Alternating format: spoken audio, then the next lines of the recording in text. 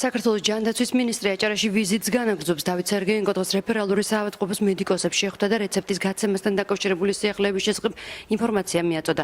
ასევე საუბარი შეეხო პრობლემურ თემებსაც, რომლებსაც პაციენტები საავადმყოფოში სადაზღვეო და სამედიცინო მომსახურებისას აწყდებიან. აჭარის ჯანდაცვის მინისტრის განცხადებით რეფერალური საავადმყოფო პაციენტთა მიღების რაოდენობით რეგიონში პირველია, თუმცა თავს იჩენს პრობლემები.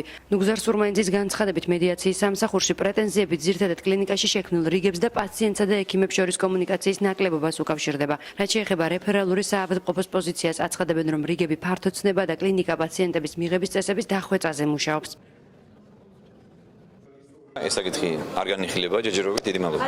ჩვენ სამინისტროში განხორციელდა ერთ-ერთი მოადგილე წავიდა ჩვენგან, წავიდა საკუთარი სურვილით, გადავიდა პოლიტიკურ სპექტრში, მას იქ უფრო მოსწონს. ჩვენ მოახდინეთ გადაადგილება ერთი მოადგილის, მეორე მოადგილის წარდგინება გავაკეთეთ რამდენიმე კანდიდატზე, მიიღებს გადაწყვეტილებას მთავრობის თავმჯდომარე, იმიტომ რომ ეს არის მისი პრეროგატივა.